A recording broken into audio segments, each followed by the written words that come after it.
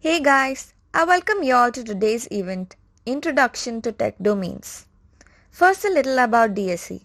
DSE is an initiative started by Google which is aimed at learning new technologies and gaining new skills through workshops, events, and talks. In the past few years, there has been an immense growth in the various tech fields. As engineering students, it is essential for us to keep track with all these new technologies. Today's event is aimed at giving you a quick overview of these various tech domains and possibly help you narrow down to your field of interest. Thank you. Hi guys, I am Raji Kadra and let's get started with game development. I am sure all of you know what is game development. Game development is overall process of creating a video game. But if you think that making a video game is as simple as playing one, well, it's not. But the only thing that can be more fun than playing games is making them. Yes, you can make games. All it takes is some time, willingness to learn, and a passion for creating. You don't need to be a coder to make games. Part of the beauty of making games is that they take varieties of skills to make, such as art, creativity, system thinking, which are as important as code. There are many components of a game, such as story, characters, audio, graphics, lighting, etc., which will eventually merge and create a whole new world in a video game. There are many types of games such as puzzle game, platformer, shooter, and many others. So here is a uh, short clip of what types of games we can make with current technologies.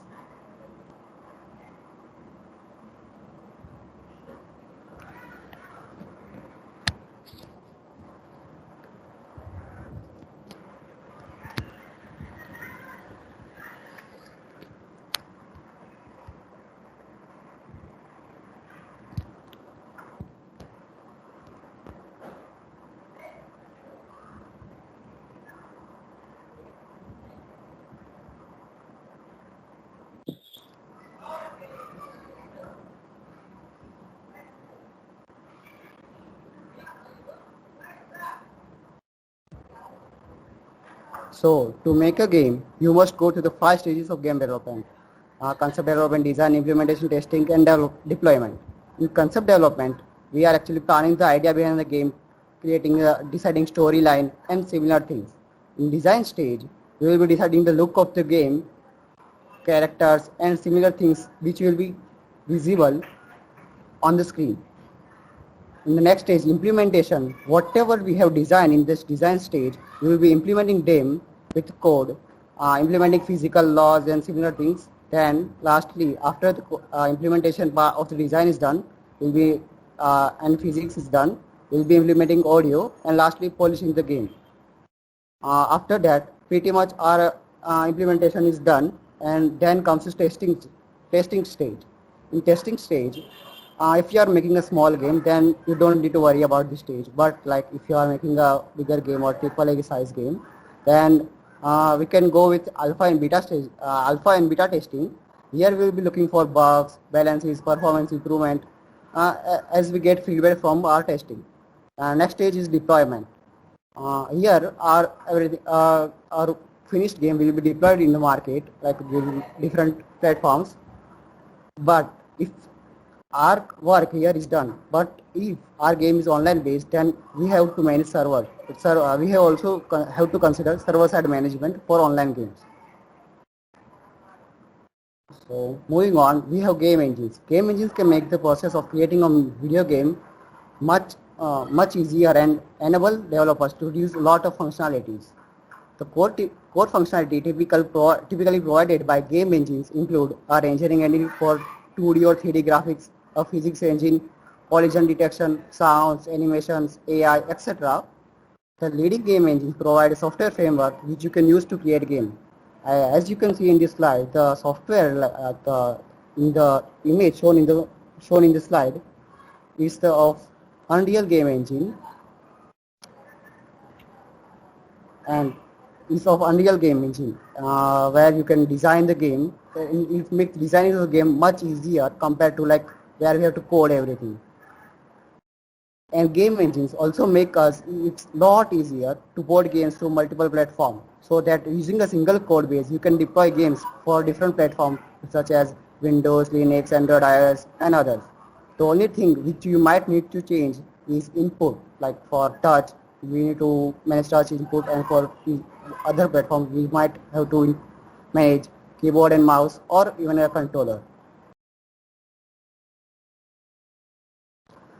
Here I have mentioned there are like a few two examples of the game engines, leading game engines, which are Unity engine and Unreal engine. I am sure all of you have heard about PUBG and Call of Duty Mobile. Yes, and PUBG is based on Unreal engine, and Call of Duty Mobile is based on Unity engine. So here, moving on, we have a short video on the Unity. So yeah.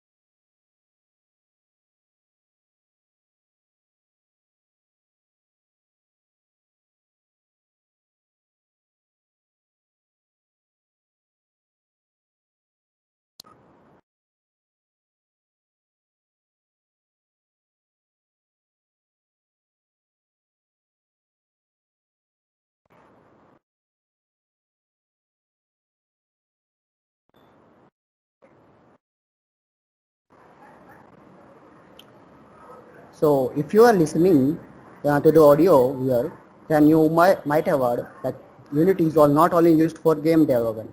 It can also be used for other fields such as cinematography, construction, and lot more. But the important thing here is using a game for use of game engine is that using a small team we can create a AAA quality games easily.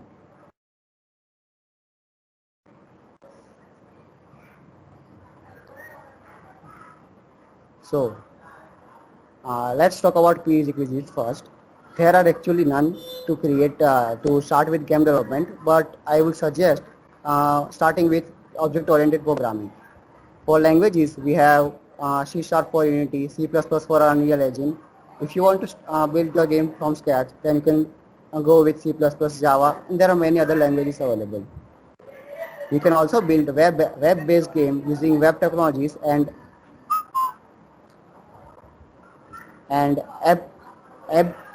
simple games using app technologies too. There is also server-side management for online games, which is like all different things. And I have provided the resources here, which is CS50's course for Introduction to Game Development. And yeah, that's it about game development. Next we have UI UX, which will be taken over by Tushar and Kalpita. So yeah, over to Tushar.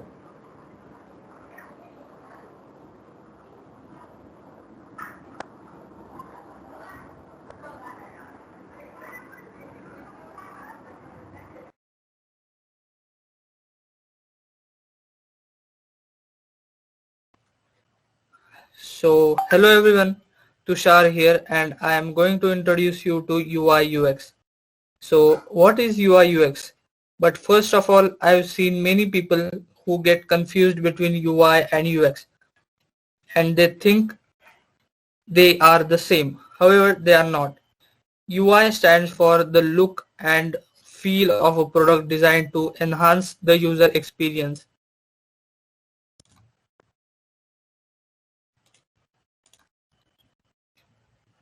And UX, user experience, stands for the experience that a user has while interacting with the product.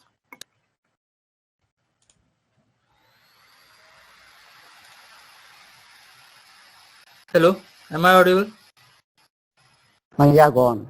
Yeah, go on. Yeah. I thought I was muted. Okay.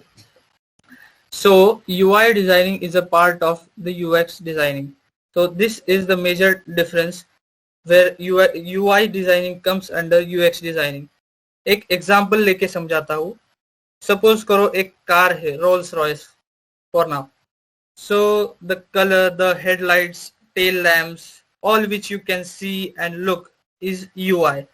And when you drive the car on city roads or off roads on a rainy day or a sunny day, and all that stuff which triggers your feelings, thoughts and experience is UX.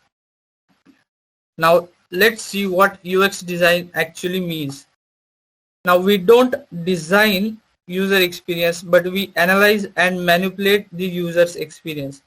हम user के experience के साथ उनके thought process के साथ emotions के साथ थोड़ा खेलते हैं, रिसर्च करते हैं. So the things we see here, wireframing, testing, research, analysis, prototyping, strategy, UI design, it all comes under user experience designing. Here we can see an illustration where these two people are wireframing. Actually wireframing means creating a skeleton of any app or any product you are designing. And yes, problem solving is one of the most important skills a UX designer should have apart from the other graphic designing skills. Now Kalpita will take lead from here.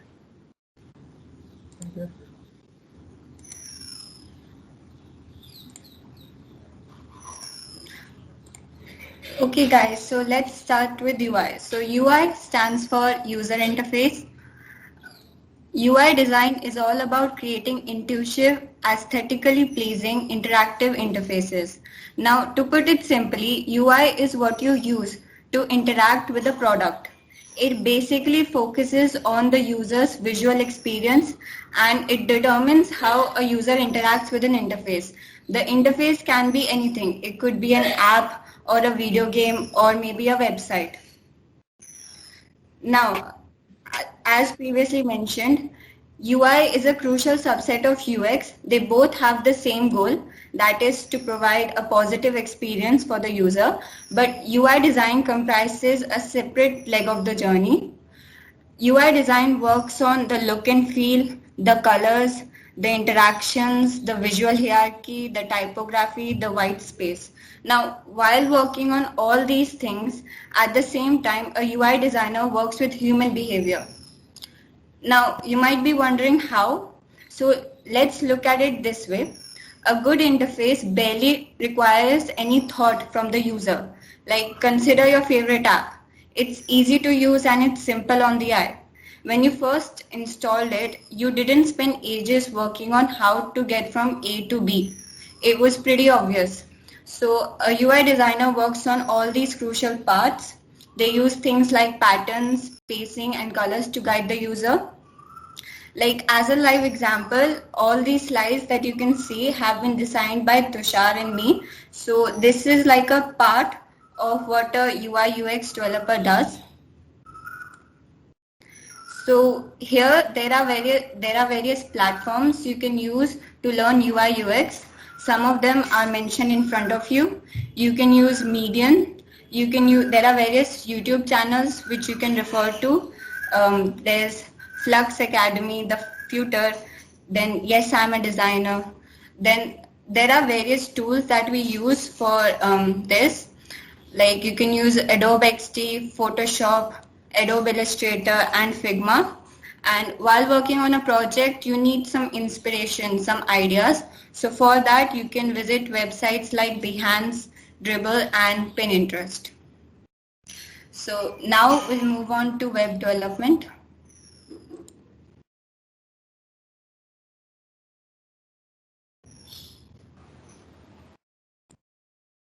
Hello everyone.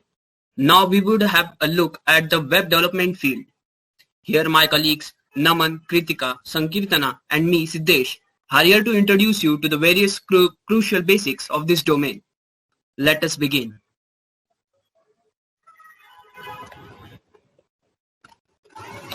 Web development, as the name implies, is the subfield of development related to the process of development of a website using the three main basic technologies HTML, CSS and JavaScript. Tim Berners-Lee wrote the first proposal for the World Wide Web in March 1989 and laid to the foundation of this potential field of web development. Web development is the field which has a very smooth learning curve compared to other development fields. Hence, it makes it quite easy to grasp the basics. After the basics, the process of development just scales on the existing tech to develop more intricate and sophisticated frameworks and libraries. While it also must be noted that other languages along with their frameworks can also be used to attain the same result. Example, Python or Java or Ruby. A beginner can think the journey of web development as from building a single page static application to a full-fledged API to cater the user needs.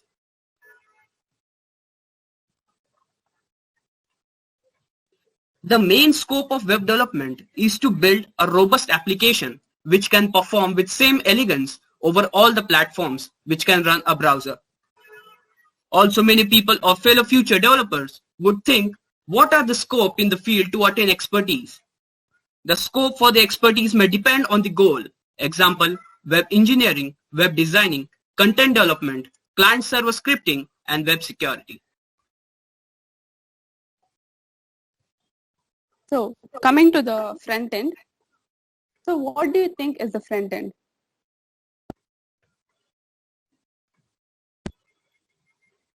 Is the presentation visible to you? Oh, no, it is not visible. Presentation is not visible. Naman, can you turn off your video? Okay.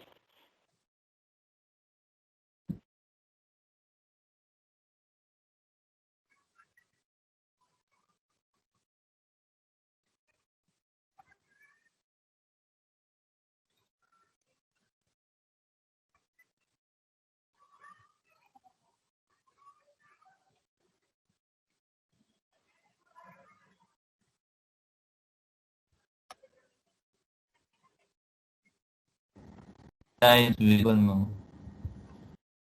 Yeah, it is visible right now.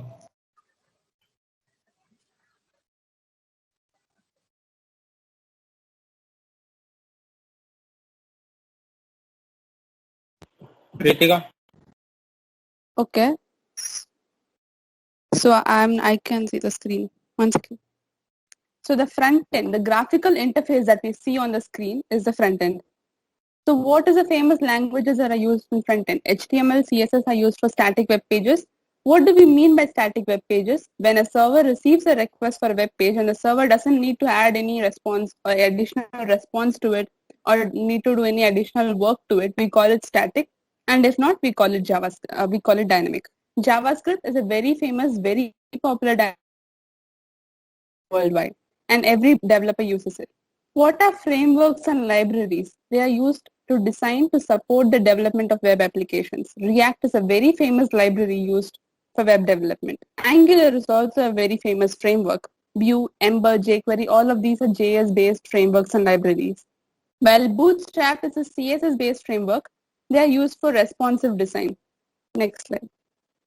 Backend. Backend, what do you think is the backend? It's an application which is not seen by the user, but it stores and manipulates the database and the information given by the front end. And the languages used for that are Java, PHP, Python, Ruby, C#, and many other languages. The frameworks are: for Python, we use Flask and Django. For JavaScript, we use Express. For PHP, we use Laravel. For C#, we use ASP.NET. For Ruby, we use Rails. And coming to the databases, there are two types of databases, SQL and NoSQL.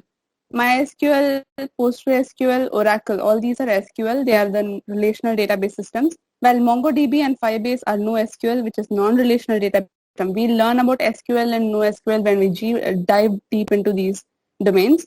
Firebase is also cloud server. And coming to the roadmap,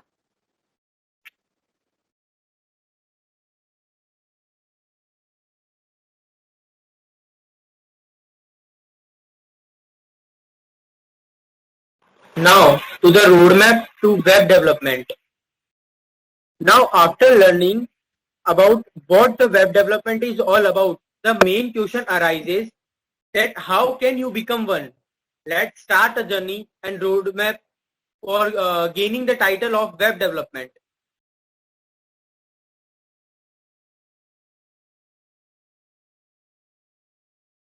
Next slide, please. Okay.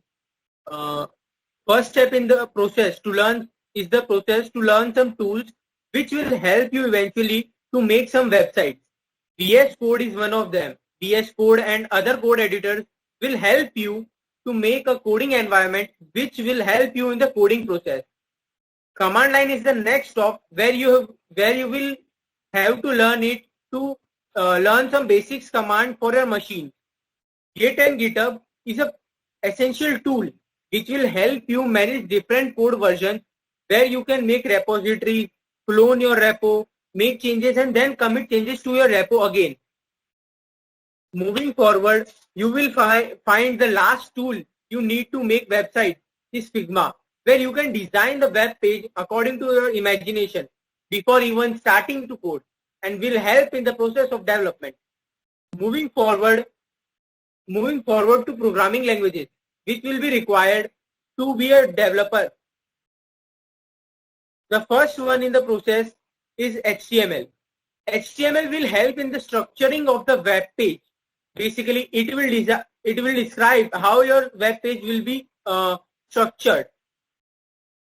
The next stop is the CSS, which will help you to style this structured web page you have made using HTML and add some styles and animation which will help it to look attractive or attractive to the people. Now, moving forward, we will get the language JS, popularly known as JavaScript, is dynamic language with concepts of OOPs built in and have varieties of application. Some of them have been mentioned here. After beginning the programming language, we will need some libraries to fasten the process of web development, and some of them have been mentioned here. For front-end development, you will need frameworks like React, Vue, Angular, which are used to make some of the most complex web applications in the industry. For backend development, you will need to learn some server-side scripting, and one of the most demanded framework is Express in Node.js, which will enable you to make some REST APIs and GraphQL and connect to the database such as MongoDB and Postgres. After learning and mastering all of these skills and technologies, you will have to learn to deploy your code to hosting services like Amazon, Azure, Google, and other services, and assign a code your custom domain to the website. And this is how you become a web developer.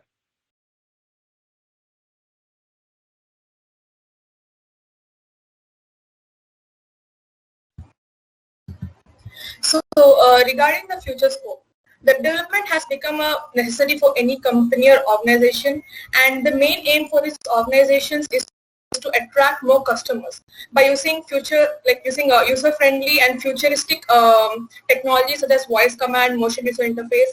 By making use of this cutting-edge technology such as AI, ML, and virtual reality, they make futuristic kind of websites which attract more customers. So I suggest that along with learning the basics of web development, it's also a necessity to know a few of cutting-edge technologies so that you can grab good opportunities as a web developer in good companies.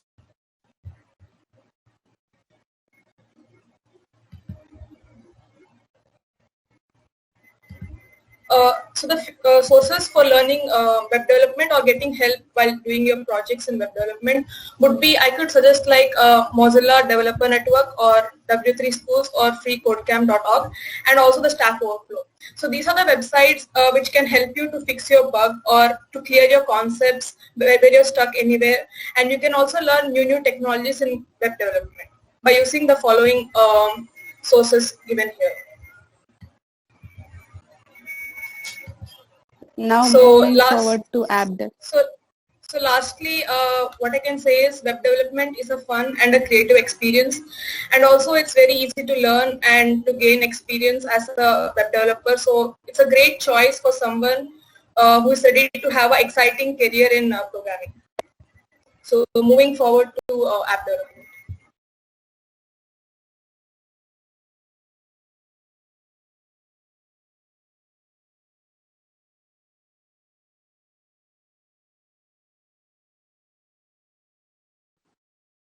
Hi guys, it's me Pushpendra, mobile app developer at DSA NIT Surat, and here we have Harshit Chauhan, Neil Babar and Neil Thakkar, which are two mobile developers at DSA NIT Surat. So coming to mobile development, why should we build mobile apps? This one is the most basic question before starting anything. So actually, in Google I/O 2021, Google recently announced that they have around 3 billion active mobile users. So there is a huge customer base for businesses, and using current technologies we have, it is really easy and really affordable in terms of time and money to just create mobile applications and push it to App Store or Play Store. For providing better user experience, like for providing better services by businesses, we can make mobile applications. And actually, according to some survey, we have around like 4,000 applications are being pushed on a daily basis in Play Store, and in App Store it is around 1,000 applications. So we can see that with speed, like applications are being created. And there's some according to some survey, like a normal mobile user just spends 87% more time in comparison to web applications or normal websites. So mobile applications are too demanding. So for mobile development, we have really different kinds of platforms for building. Like we have native Android.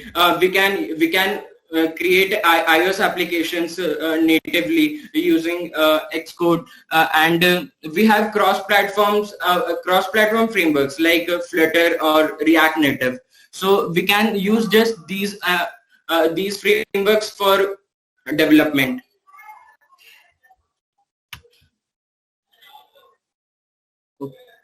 So let me tell you guys, like there are actually different kind of frameworks available, but which one to choose? Like is there something called ideal framework?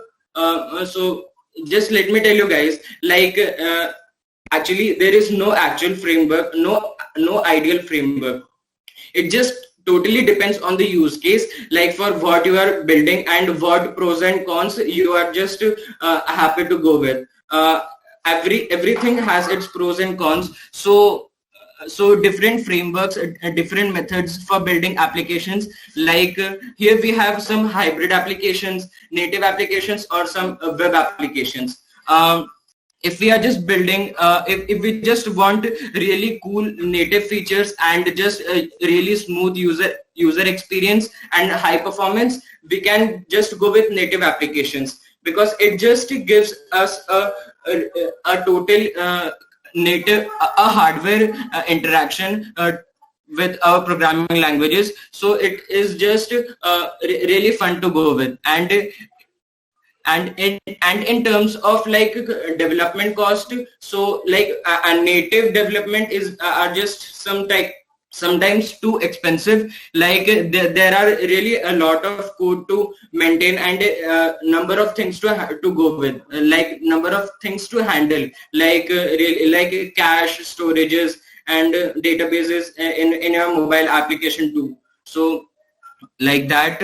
And coming to like hybrid frameworks, we can just classify them into two kinds. Like some hybrid applications, some hybrid cross-platform applications are just more oriented towards native applications. If you are just building a native application and you just want to deliver it for both, like it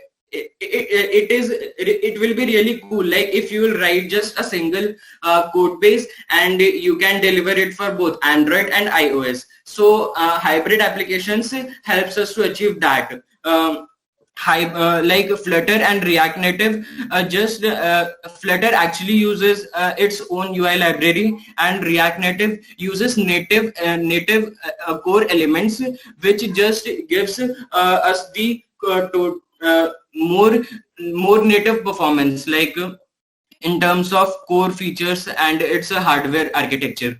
But if you are just if you are a web developer and you just don't want to mess with if you just don't want to mess with a lot of things like databases in mobile and something like that, yeah, and if you are just and if you just know like HTML, CSS, and JavaScript, and any JavaScript framework like React, Angular, or Vue, you can select Ionic, like Ionic or NativeScript or etc. There are other frameworks as well. Like if actually Ionic and NativeScript, like these hybrid frameworks uses web standards like HTML, CSS, and JavaScript for building applications, and actually using these React, Angular, and Vue, we create web applications. And Ionic, what it does, like it just wraps the your web application in Android Web View, and which helps us to render your application. So using web technologies, just know, if we just know HTML, CSS, and JavaScript, we can build mobile apps too. So it is really easy and fun, and it actually helps us for quick development, but it lags with some core features. And if we just don't want to create an application, like if we have some web application and we just don't want to create like APK version of it, and just if we just want to deliver our web application with some native features like push notification, we can go with progressive web apps, which is supported by Chrome. So we can use that.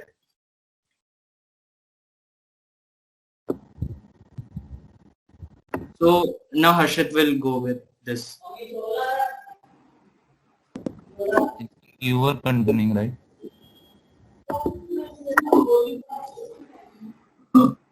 Okay. Okay. So so whenever a beginner starts his journey with mobile development, one gets quite confused, right?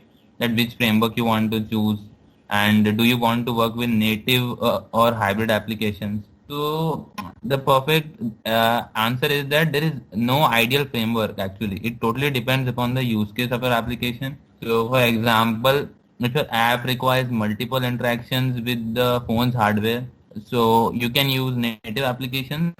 And if you don't care about the native features and you are more towards the web, so you can go with Ionic. So in Ionic specifically, if you know any web framework like React, Angular, Vue, then you can deliver apps both for Android and iOS just with Ionic if you know any of the front-end frameworks. Now React Native. So React Native here is an open source mobile application framework which was created by Facebook. So it was used to through this you can develop applications for Android, iOS, and web, etc. So in simple words, for example, in web development, you may have explored or may not explore. You may have explored about React.js. So if you know React.js, so you can basically you can. It is quite easy to jump to React Native. Like learning, if you learn one of the frameworks, you can do both web and app through React Native. So which it actually improves the productivity quite much. So and the biggest plus points of these open source frameworks like Flutter and React Native is that they have a huge community support. So if you are stuck while Googling, you can reach out to the community as well. Now coming to Flutter, so Flutter enables, Flutter is also a cross-platform application, mobile application. So you don't need to develop apps separately for Android and iOS. Same with React Native. But Flutter in addition also gives you support for embedded embedded hardware also. You can code for embedded apart from Android and iOS. Basically, the language used to language used to work with Flutter is Dart. Dart is quite similar. Its syntax is quite similar to Java, so you can learn it very fast. And Flutter also provides fast, pretty and customizable UI which you can build through its own widgets, and it is the main advantage of that which we use to build our Flutter application is that it is very fast you can compile and execute that very fast. Apart from that, many people will say, meaning this framework is better or that, but there is no ideal framework. One comparison I can give between React Native and Flutter is the components in the React Native are very pretty basic, so you may require extra styling and some effort has to be put in that. Whereas in Flutter everything is a widget, so it is quite easy to build and customize the design using material design. And one of more feature in Flutter and React Native is that it gives a hot reload, so you can dynamically update the state of the app continuously, so it is quite fast and gives you a quite a customizable UI. Yeah, so it may feel quite heavy right now, but you must have patience and keep connecting the dots. You will learn everything fast at last. So these are the companies that use these frameworks. React Native used by Facebook, Instagram, and many other big MNCs. Same with Flutter. Flutter is also ranked one in the most growing skill by LinkedIn. Kotlin is also used by various big MNCs like Google, Netflix, etc. So coming down to the resources, so these are the resources that we have listed. You can also refer other resources too, but I would suggest that for any framework, first you refer more into the documentation. Documentation is the Bible for any framework. Apart from that, you can refer to other free courses that we have listed. For Flutter, the Udemy Flutter course for Angela you can refer, and there are various. You can also refer to YouTube or for this. Yeah. Coming down to now ML.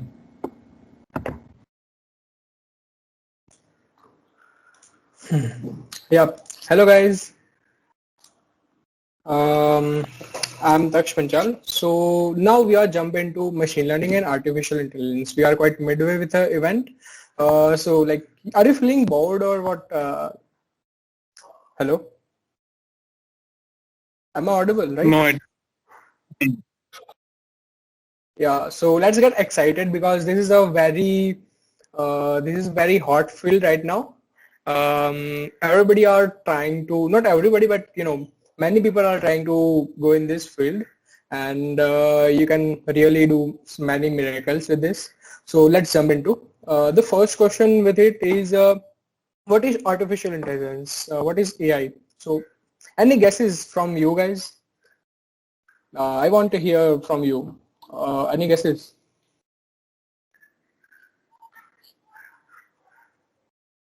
I hope so. Am I audible, right?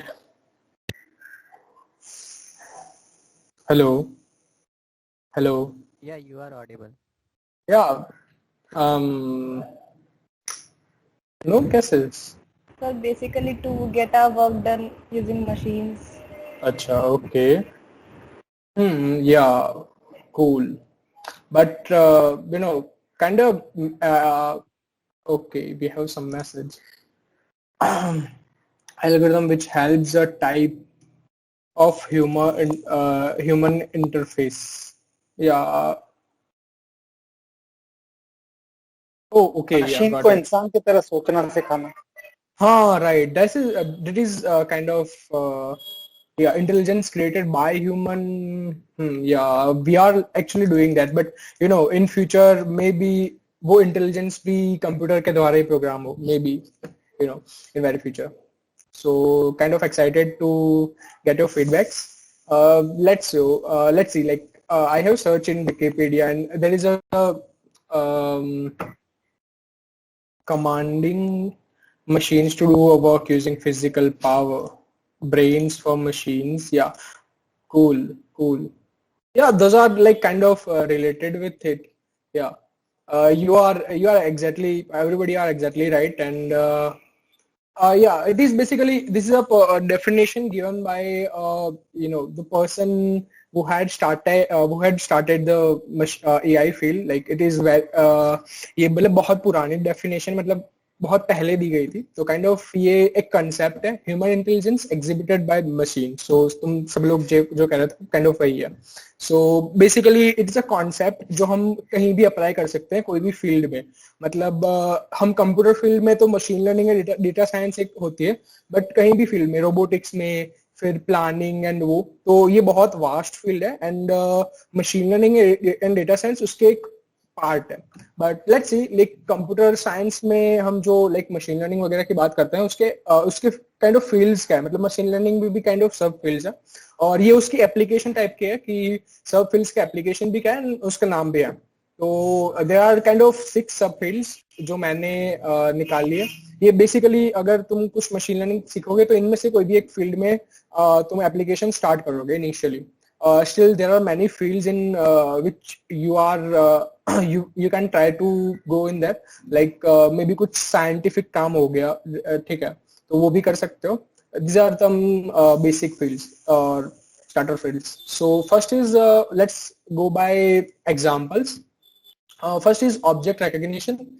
Basically कोई भी object होता है उसको recognize करने के algorithm. So इस simply वही मान सकते हो. Simple example is cat and dog classifier. We have cat footage and we have footage of dog, and some by some way we made an algorithm that classify between it. And ये बहुत complex भी हो सकता है. So this is a basic example. और इसे कहते हैं object recognition. Then the next is yeah, voice recognition. So सभी लोगों ने ट्राई तो किया होगा, मे बी गूगल वाला, कि हम गूगल पे कुछ भी सर्च कर सकते हैं. अभी तो ऐड भी आती है अच्छी, I don't like exactly add याद नहीं, बट कहीं ना कहीं तुमने ऐड भी सुनी होगी कि जो भी बोलो वो गूगल के पास सब आंसर है. तो काइंड ऑफ यही है कि ये सारे जो AIs है, AI असिस्टेंट्स है, वो सारे एक वॉइस रिकॉग्निशन के पार्ट है. इवन हम अभी वॉइस से लाइक वॉइस का लैंग्वेज ट्रांसफर भी कर सकते हैं. सो और भी बहुत सारे एडवांस फील्ड्स है, noise cancellation and all. So this is a part of voice recognition. The third is natural language processing, kind of text पे AI लगाना. तो बेसिकली गूगल पे हमें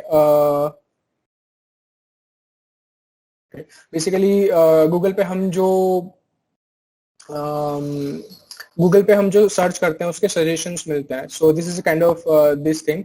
NLP वहाँ यूज होता है. एंड इवन ग्रामरली अगर आपने यूज किया होगा तो वो भी लाइक एक अच्छा टूल है. NLP का एप्लीकेशन है जहाँ आप ग्रामर्स वगैरह का सजेशन दे सकते हो. Then the next example is prediction. Basically this is a very common thing. आप कुछ भी प्रिडिक्ट करवा सकते हो. Suppose I have given some input images which is a handwritten digit, and I made a neural network. It is kind of algorithm neural network which predicts like at what percentage it is a digit of 5. So it has given like 91% confident, मतलब इसकी probability kind of 9.91 है. So इस type के predictions कर सकते हो. So this is also good applications. The next is kind of very cool. It is a example of car, like automated car. So with this type of functionality, you can guide a car to learn to go in a pathways, like in a road, or not go into pathways and pedestrians and all. So ये भी एक बहुत अच्छा automation का example है. और vehicle automations and even UAVs वगैरह, उसमें भी ये काम में आ सकता है. लाइक दिस टाइप के क्लासिफिकेशन एल्गोरिथम्स जो क्लासिफाई करता है. The next is kind of artistic mindset, and ये है डेटा क्रिएशन वाला पार्ट. तो बेसिकली ये एक वेबसाइट है, this person does not exist.com. So आप इस वेबसाइट पे जाके देख सकते हो. each time will you refresh, there will photo of a new person and this person doesn't exist. Like basically वो क्या करता है कि अलग अलग ट्रेंड इमेजेस के फेस के डेटा जो है वो कैप्चर करता है एंड देन उससे एक नई इमेज बनाता है. So this is a good algorithm, and you can always link is in the description. You can check by yourself. Each time you will refresh the page and the new image will be appeared, and you can you can see it. It's a research paper and all. It is on the website. And yeah, this is even there is a product name Dpart. You can also check it, Google it, Dpart. And in Dpart it will convert two images and made a artistic image. And there is also deep fake kind of the thing which will fake the video, and you have, I guess, seen the practical thing. So this is a last point in my list, and I listed in some common fields. Even you can go with some or more examples of the AI thing in at this website, experiments.withgoogle.com. They have experimented many ways. बहुत सारे application से आप check कर सकते हो वहां जाके. And this is all kind of application part जहाँ AI यूज हो सकती है. बट AI का इम्प्लीमेंटेशन कंप्यूटर साइंस में उसको ML फील्ड बोलते हैं. सो उसके बारे में अंशु आपको समझाएगा. So over to you Anshu. Thank you. Thank you, Daksh. As Daksh already told you about artificial intelligence, now let's see what is machine learning. So it is a subset of AI. It is basically where we, with the help of algorithms, create models that give desired output. Also, someone from chat mentioned algorithms. So these algorithms we are using in machine learning. So if you will go through the technical definition of machine learning, it says field of study that gives computer the capability to learn without being explicitly programmed. So what does this explicitly program means? It means hard coding the logic for our program. Like तुम खुद से दिमाग लगा के जो logic है programme का, you are developing that. So for example, I can say you have to write a program to add two numbers. So what you will do is you will simply take two numbers, say A and B, and you will return A plus B.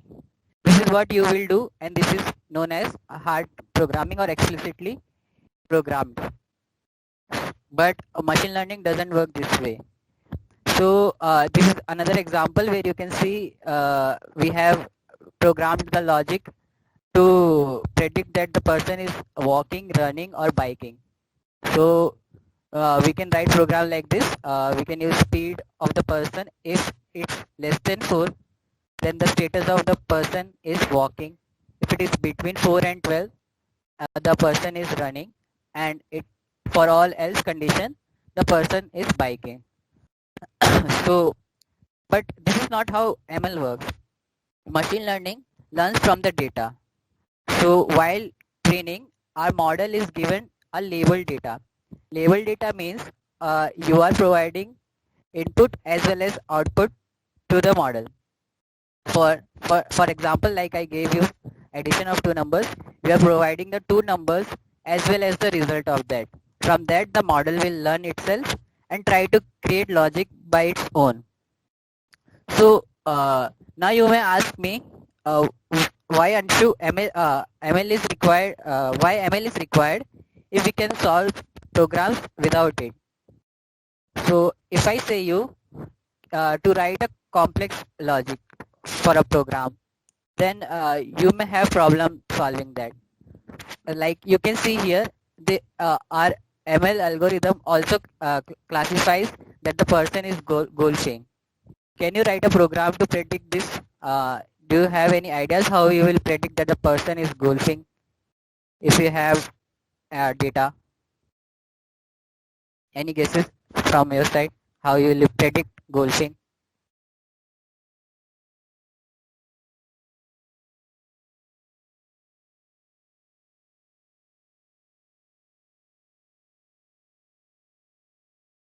Like you can predict I know, but it's really difficult.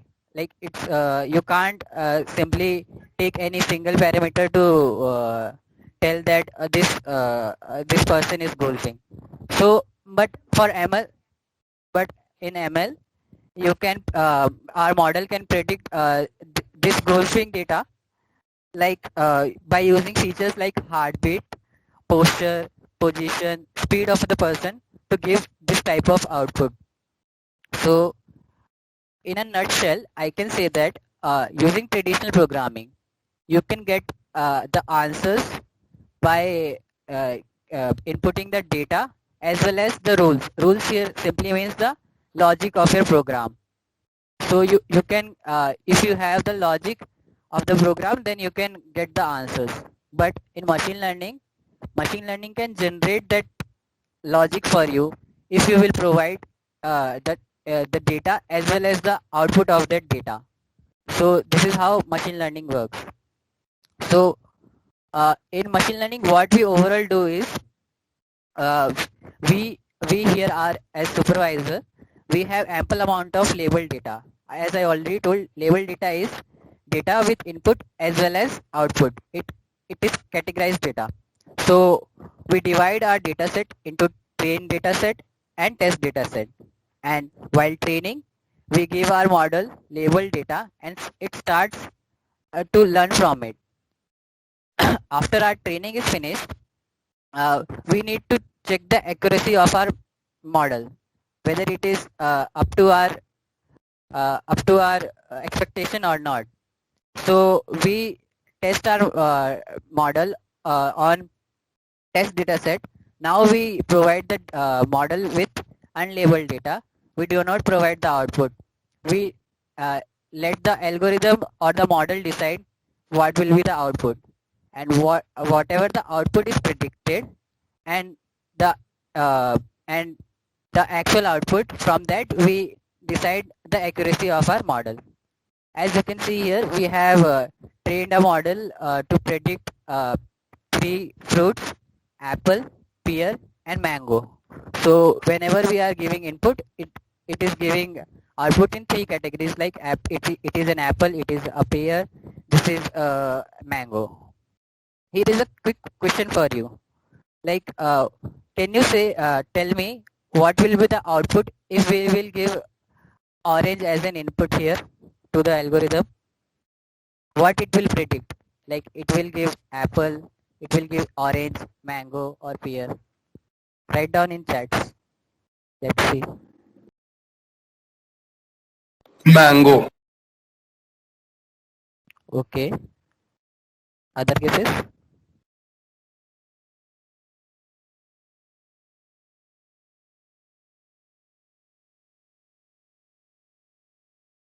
Like, can you tell the reason why you said mango, if you are comfortable?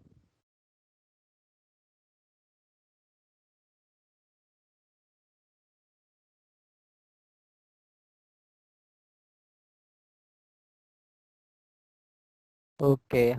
Like first thing, the output will never be orange because you haven't trained the model to give such output. Like if you will give orange, then it will predict orange. So there will be no such output like orange. And if you are giving orange, then our model will try to find an object or the fruit that closely resembles to orange. So here we have mango whose color properties are matching with orange. So there are more chances that it will predict mango.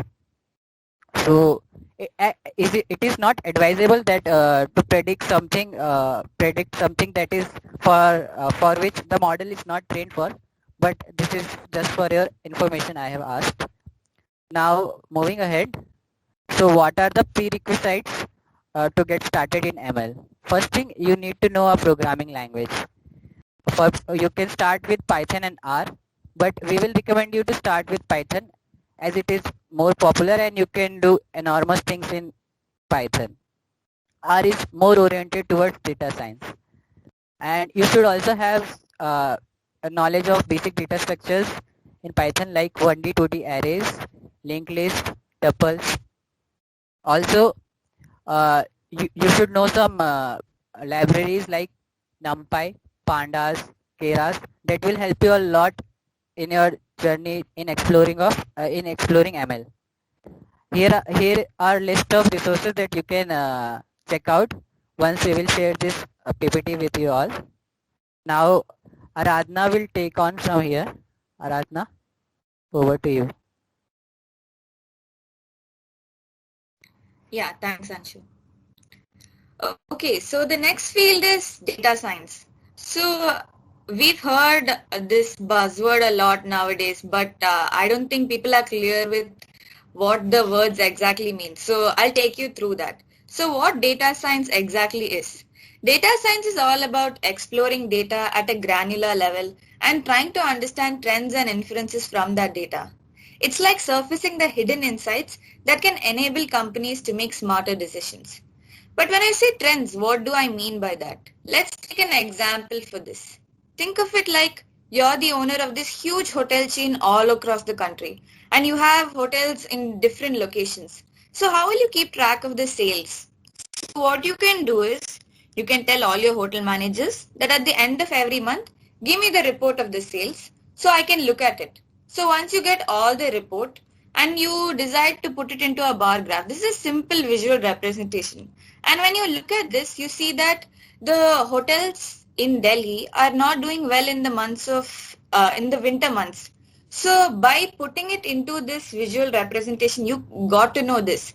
So what you can do is you can run some promotional offers or something like that in those months so that you can increase the sales in Delhi just like the other restaurants. So this is a simple reason why we need data science. Now coming to the data cycle, how the process works. So for this, I'll take an example of the recommendation model of Amazon. So what is the recommendation model? It's basically based on all the users' data. We collect the data of the choices of each user, their browsing history, their previous purchases, ratings, reviews, transaction details, card details. All of this data is collected and this is used to get useful insights from the customer. For example, suppose you're looking to buy a new laptop. Then Amazon will also recommend you to buy a laptop bag with it. But how does Amazon know this? It's because it has tracked the transactions of other people who have bought a laptop and it has noticed that that person has also bought a laptop bag with it. That is the reason the recommendation system is giving you the recommendation of buying a laptop bag with it. So now let's go through the entire data cycle. The first step is the business requirement. Here now our business requirement for this example is to increase the sales of Amazon. And why we need a recommendation system is, you know, when you go to a physical store, you have a salesman that's going to tell you to buy a lot of other things than what you've come for initially. So online, you don't have a salesman and your recommendation system acts as one. So what now we know is our aim or our business requirement is to increase the sales. Now that we have identified the problem, the second stage is data collection.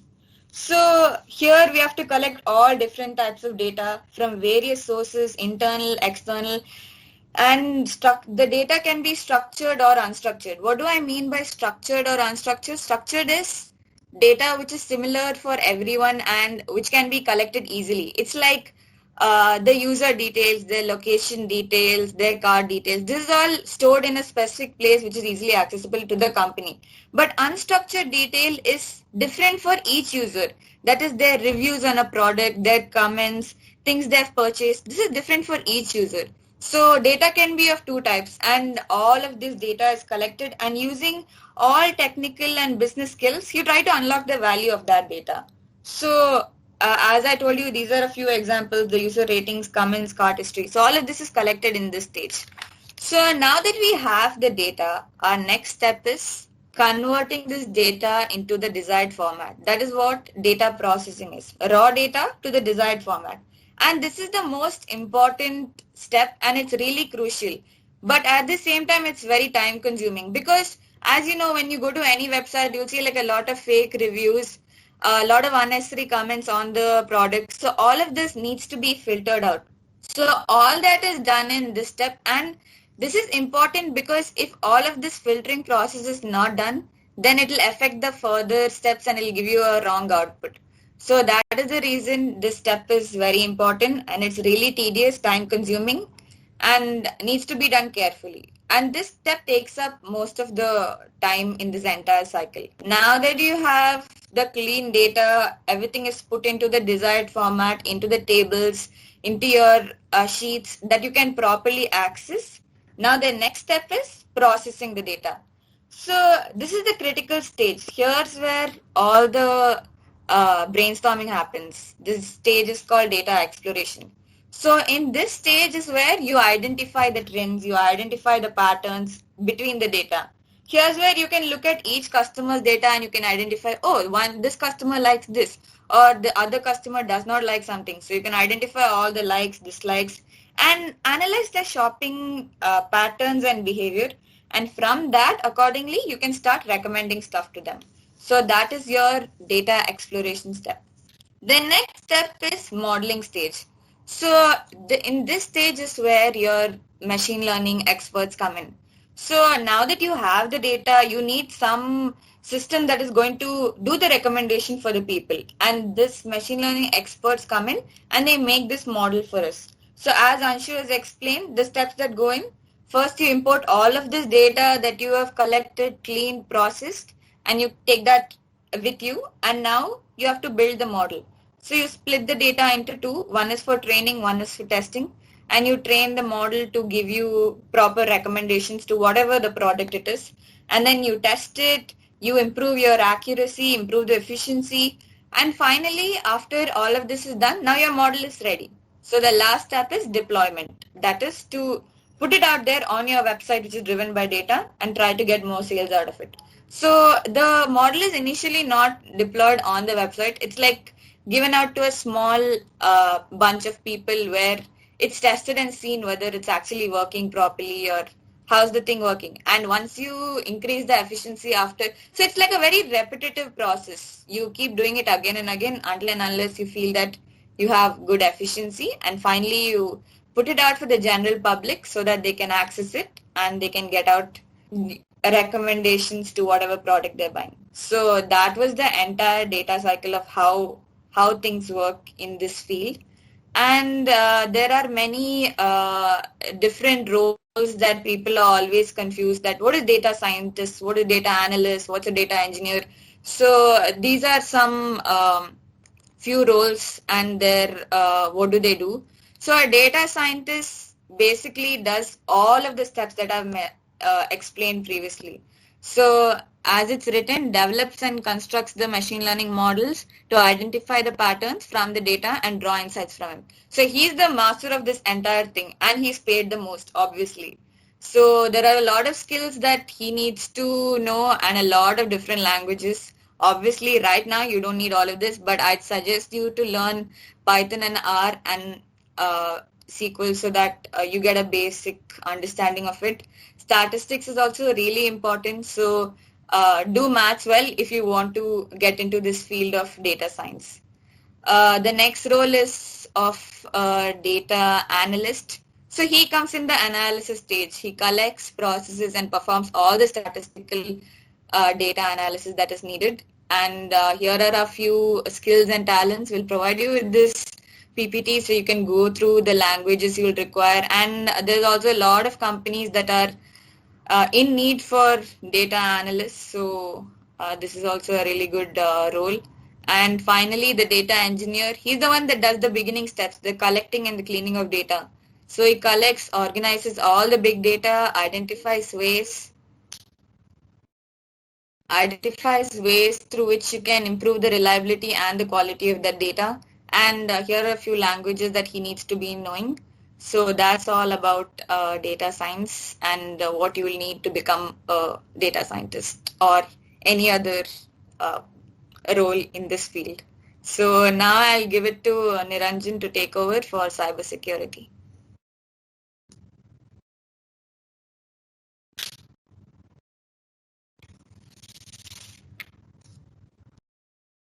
Yeah, hello guys. I'm Niranjan from DSC Cybersecurity Department of anything you want to call it. So let's get started with cybersecurity here. Like you may know the literal meaning of what cybersecurity is, but just for a formality, we'll start going to the formal definition of this particular cybersecurity. So cybersecurity is all about technologies and practices that keep computer systems and electronic data safe. So in a world where a lot of businesses and social lives are online, it's an enormous and growing field. So now it would have came in your mind that why is cybersecurity important, or why what are the reasons that I should proceed learning this field. So for information, in this last April 2021, over a billion records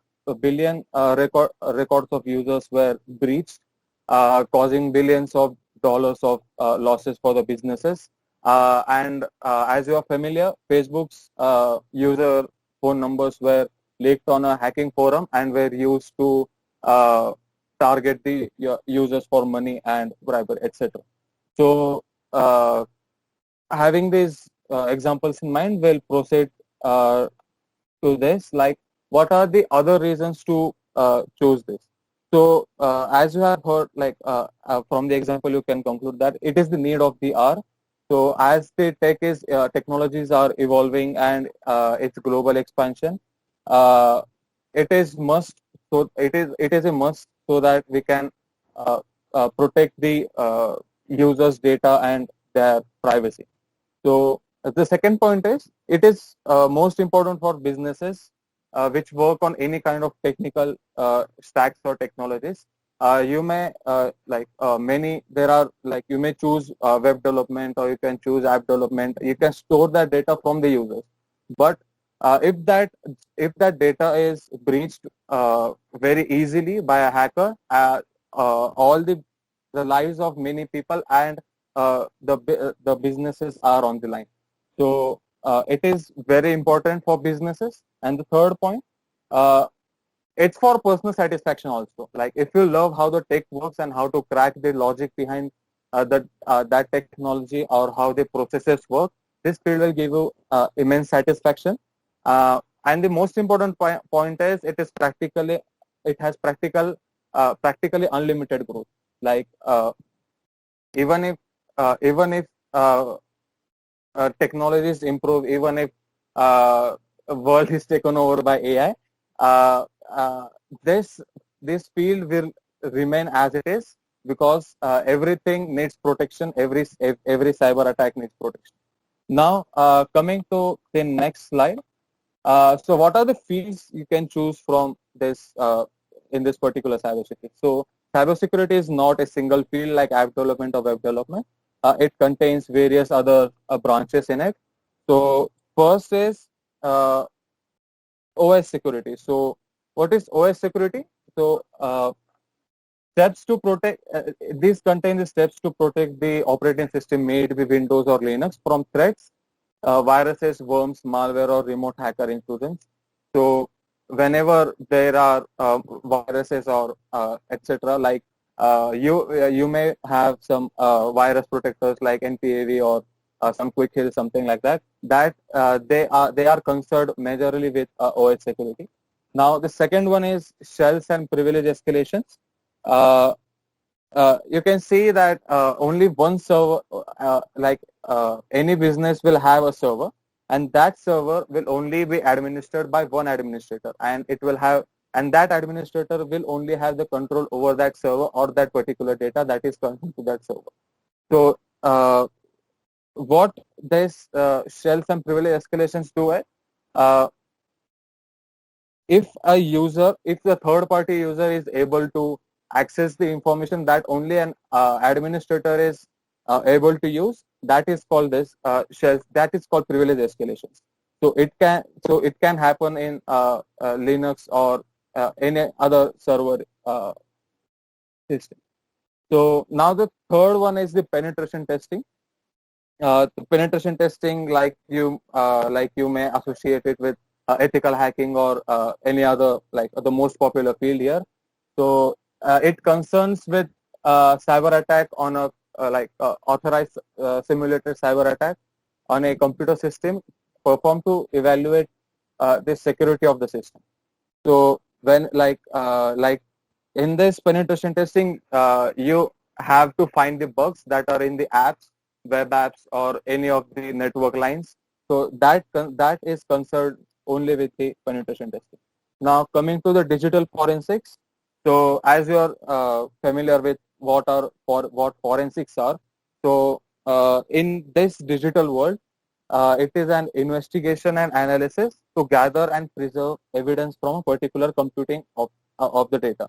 So when any hacker enters the or breaches the data, he leaves some evidences behind. So the people which are concerned to this digital forensics have that access to that evidences and help prevent the attacks, or also catch the criminals or hackers that are doing that. So the next is a very interesting field called cryptography. So what is cryptography? Cryptography is a method of storing and transmitting data in a particular form so that only those for whom it is intended can read and process it. So like now we are on the Meet.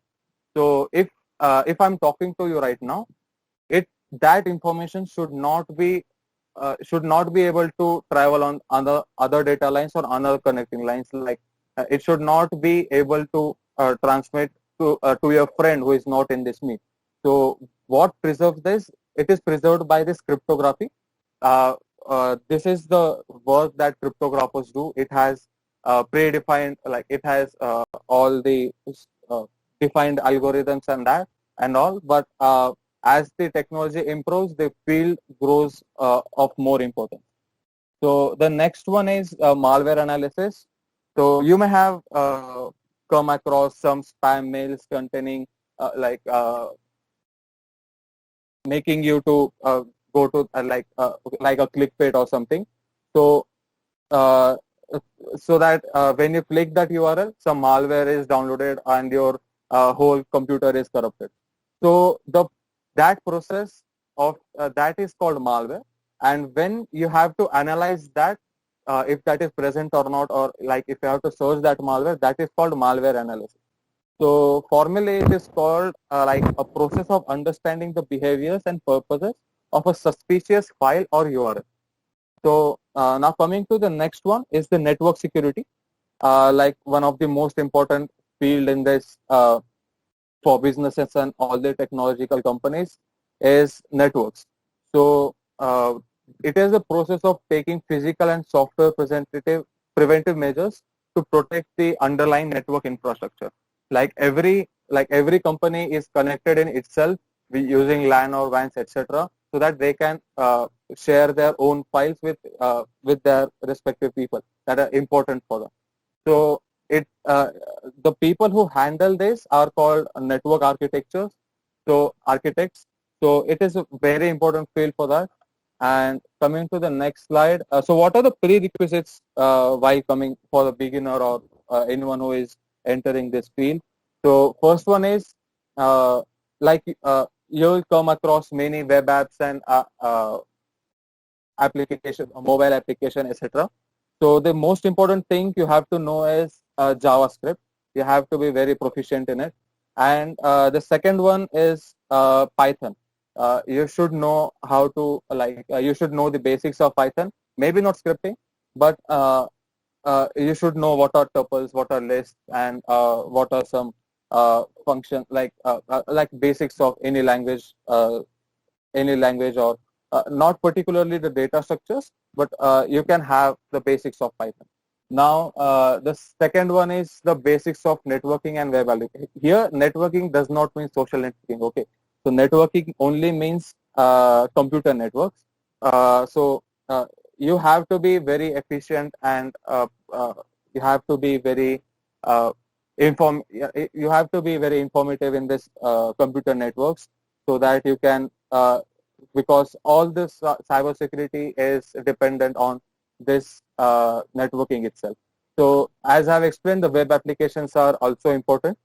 Now, the third one and the most important thing is Googling skills. Okay, so there may be many problems that you may face, like web applications and like web development and app development. Most of the things are not available to you on the first search. So you have to search on various other platforms. You have to search on various other. You have to read many research papers, etc. So for that, you need very good Googling skills. Now, as you have covered this, when you have covered these prerequisites, we can come now to the tools that are required. So the first one is Kali Linux. So you can call Kali Linux as the primary operating system that a ethical hacker or any hacker works on. So why do they prefer this? Because it provides an arsenal for every hacker, providing you every tool that is required for every process that you have. So for every attack, you have a particular tool, and also you have you have many of the like for side attacks and all those things. So Kali Linux is a must. Yeah, you can do it on Windows and Ubuntu too, but you have to download them externally or you have to create it on their own. So now, in prerequisites, I have asked you to learn Python. Okay, right? So, so why did I emphasize on that? So the reason was if there is a new attack or you are not familiar with that attack and there are no pre-built tools for that, Python by using Python you can create one. So if there are no attacks already found on that particular case, you have to build it for that particular case and tackle that problem on your own. So Python is a very good scripting language for that, and I recommend you to learn it. Now, third one is the C++ or C, any of two. So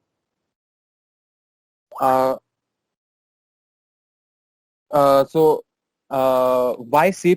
Because C++ is concerned with the operating system. As a technologist, like a technocrat or technologist or a cybersecurity person, you have to know how the operating system works, because all the processes that operating system has are concerned only with C++. Now,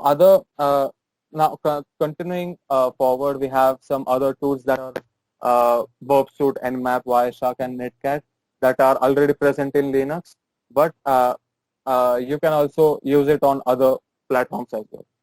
So, like any other field, cybersecurity does not have a particular path or a particular collection of information after which you can say, after reading which you can say that I have completed this course or yeah, I have completed this field, etc.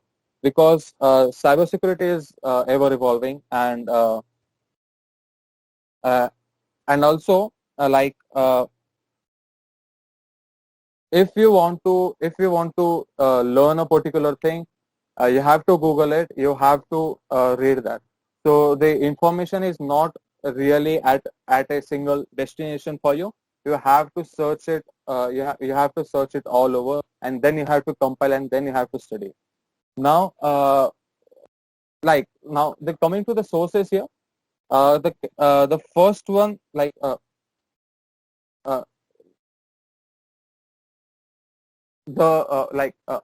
hacking any website is not ethical, right? So it is not allowed. You cannot literally hack any website without asking or without having consent from them. So how can you practice that environment within your personal limits or within the laws? So the most popular way is participating or practicing in the capture the flag. So the first one is try hack me, and the second one is the hack the box. Both are similar. Both have some learning paths. Both have many CTF challenges running across the year. So you can practice it and simulate your ways. You can practice. You can practice different attacks. You can learn new things every day.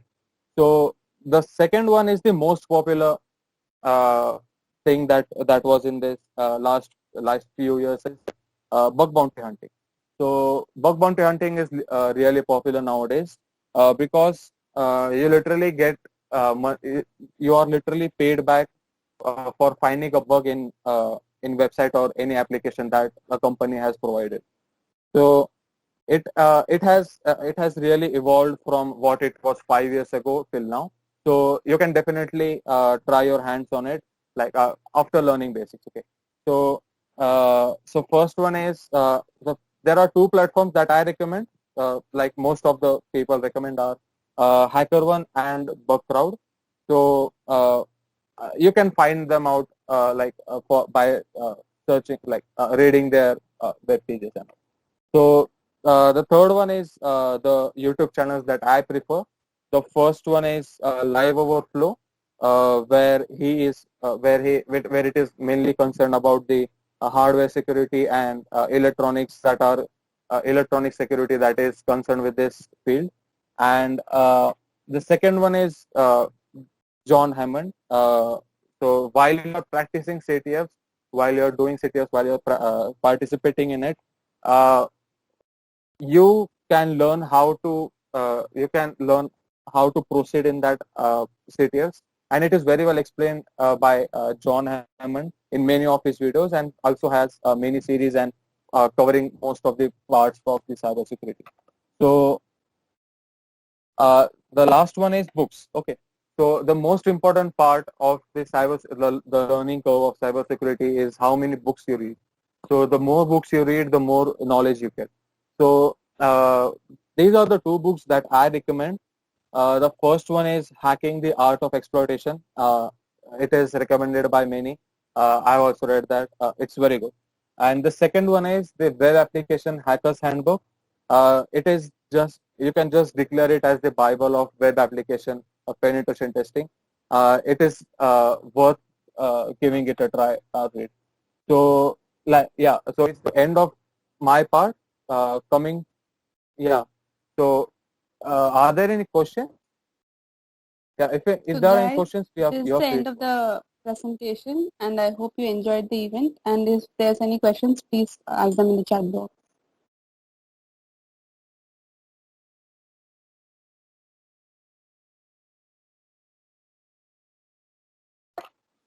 Please ask your questions in the chat box if you have any.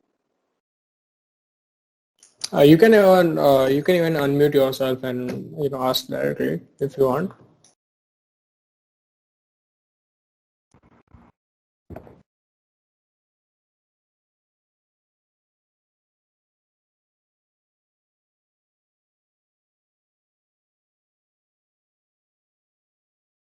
Is there no questions?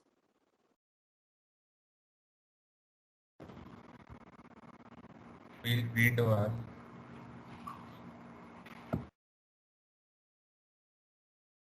There is one question in the chat box.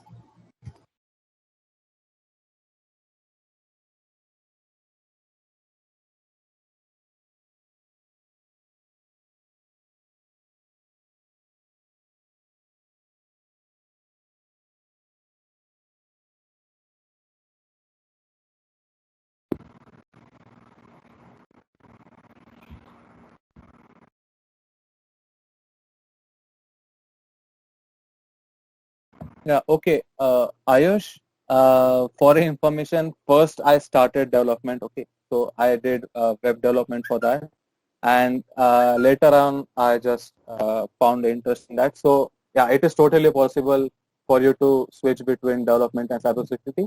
You can also say that they go hand in hand. You don't have to distinguish between them. So now it's second one.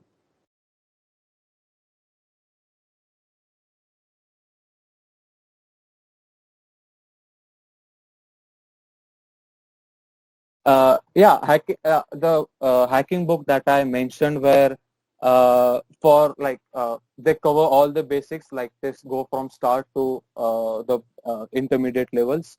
So the book is not that difficult. if you have if you have any even if you have some basic knowledge of how the web works, etc., it will be fine for you. It will not cause any headache or something. Okay. Yeah, my part of it. You can proceed. So for the question asked by Shailesh, I think the WordPress and other such software, they use some tailored themes. We cannot edit them even though we can edit them that easily, we cannot have our own custom tailored ones. And so we need to learn web development. Even for many companies, we cannot use such themes and all also. Basically, the problem with such WordPress and other type of ready-made theme-based applications or website, you can say mostly they are made static without any support from backend too.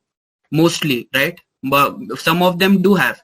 But the problem comes with the flexibility, considering the type of animations or total amount of animation that you can have on your website when you tailor it according to your needs using CSS, HTML, and JavaScript.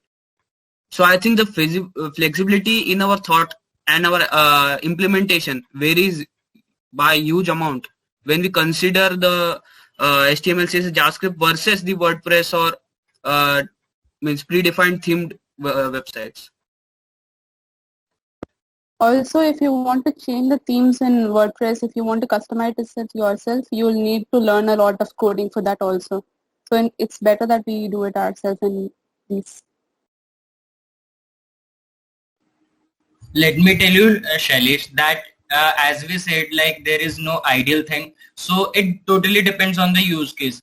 Like WordPress is generally used for like content management, like uploading blogs and kind of thing. But if you are just building like anything different, like you are just building your own social media or something like your own customized version, then you will just have to make your own.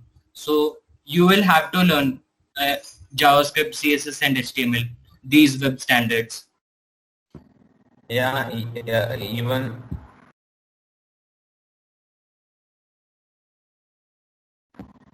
even for your profile websites, portfolio websites, you avoid using WordPress. I mean, you can use there are better themes like Hugo themes, or you can build it through React. That is far much better and customizable than using these type of platforms.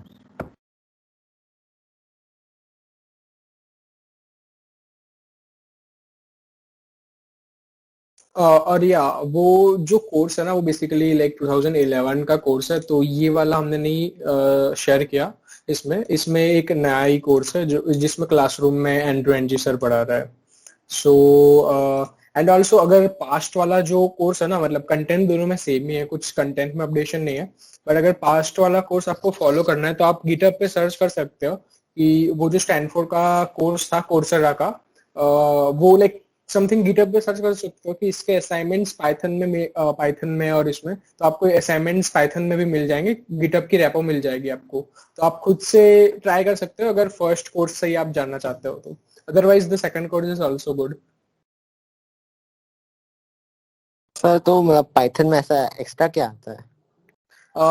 First of all कि वो जो है ना, like अभी MATLAB and Octave वो अभी use नहीं करते लोग इंडस्ट्री में भी, बट पाइथन में एक रिच लाइब्रेरी सपोर्ट होता है, बहुत सारे टाइप की लाइब्रेरीज पाइथन में मिल जाती है, काम शॉर्ट में खत्म हो जाता है, लाइक लंबा कोड नहीं करना पड़ता, तो इसीलिए ऑक्टेव एंड वो मैटलैब यूज नहीं करते, पाइथन ज्यादा यूज करते हैं.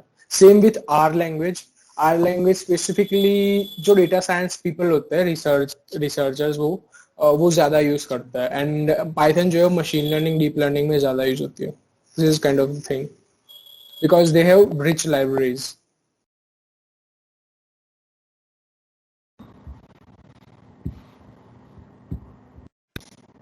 And regarding that question from Harshil, yeah, of course, I mean, every month or every year new frameworks come, but in trending about present, I can say that React and Angular are one of the most popular, and you can code in any of these two.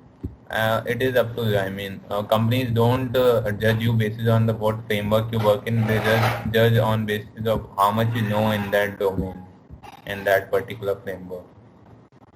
It doesn't make that much difference.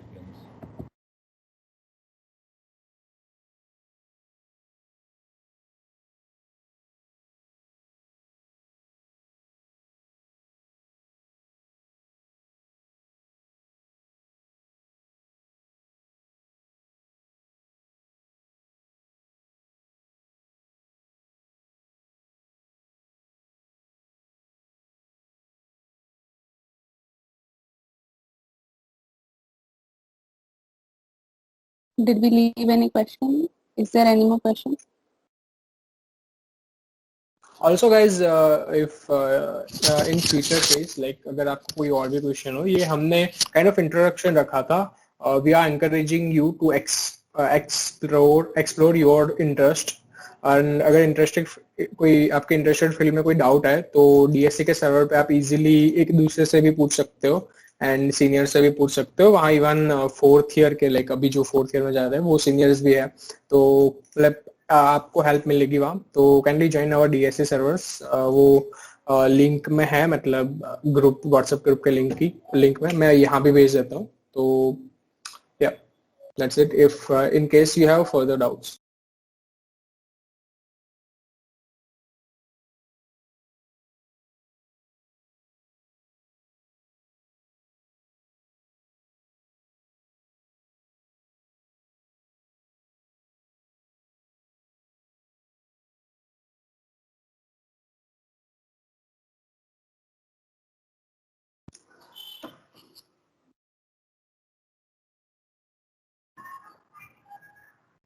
या मतलब basically kind of initially ऐसा होता है कि data science, ML, even data analytics kind of they are at the beginning.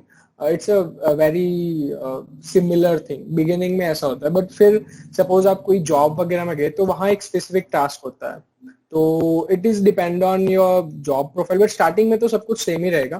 Basically ML का अगर start करना है तो मशीन लर्निंग में स्टार्ट करने के लिए जस्ट वो जो एल्गोरिथम्स हैं एंड उसके रिलेटेड मैथ्स है वो स्टार्टिंग में पढ़ने चाहिए. एंड देन लाइक पाइथन अगर चूज कर रहे हो तो फिर पाइथन में numpy and pandas, this is kind of must libraries. And then थोड़े एल्गोरिथम्स पढ़ने के बाद आप scikit-learn से डायरेक्टली एल्गोरिथम यूज भी कर सकते हो. तो इसी वे से स्टार्ट करना चाहिए, लाइक मशीन लर्निंग अगर आप स्टार्ट कर रहे हो तो.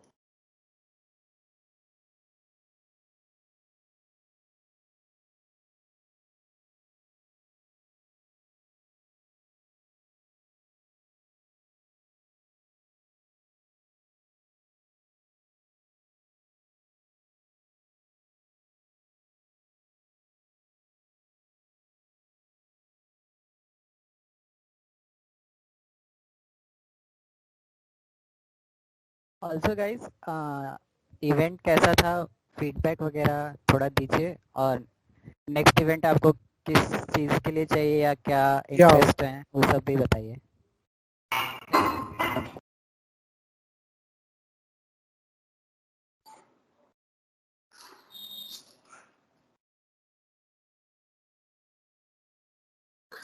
या मैं शेयर कर रहा हूँ, just a minute.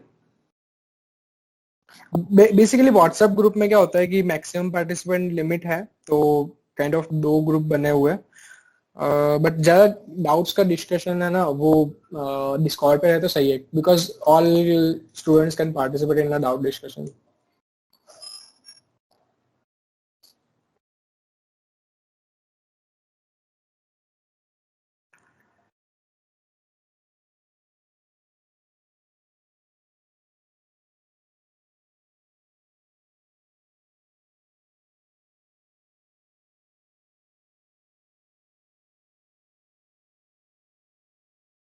Also, if you have any doubts, suggestion, or anything you would like to ask or share related to development stuff, you can always do it through Discord because of the convenience that everyone has with using Discord. I means you should prefer Discord to communicate with us, as a matter of fact.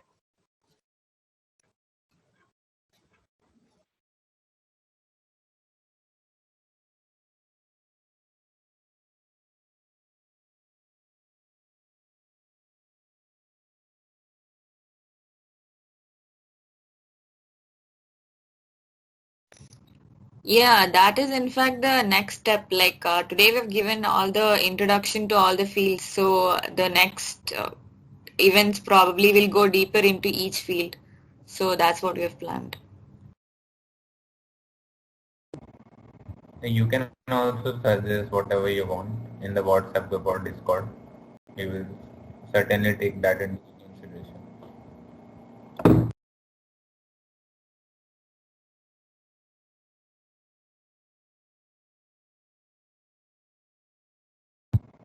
Yeah, I would suggest that for the first year student, web dev necessary type. You must explore that field and then you can diverge into whichever field. It is up to you. I am not saying that web development is necessary, but it is kind of a basic field in development. So you can explore from that.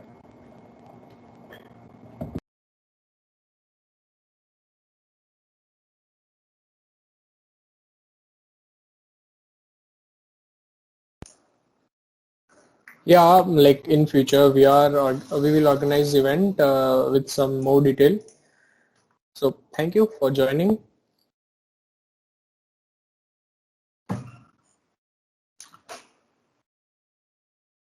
Also, like I want to share that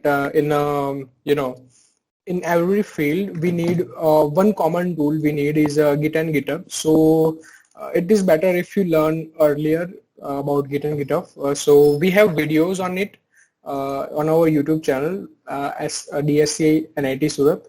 So kindly check out and learn it. And also, like we have one reservoir of very detailed resources. I'm sharing it right now. It's on GitHub. It's a GitHub repo. So you can also check out if you need some resources, some more resources.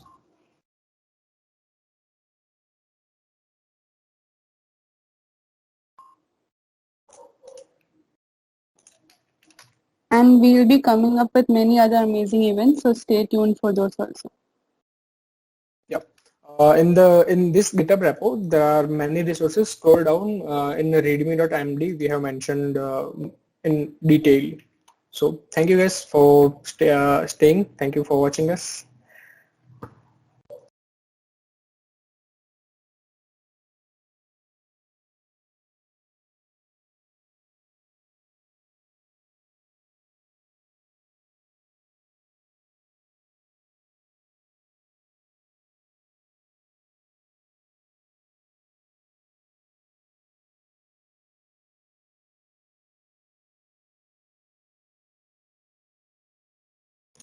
Okay, so if you don't have any doubts, I'm closing this meet. Yep, I'm ending this meet. Okay.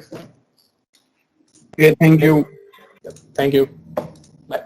Thank you. Thanks for joining, guys. Yeah, good evening. Thanks.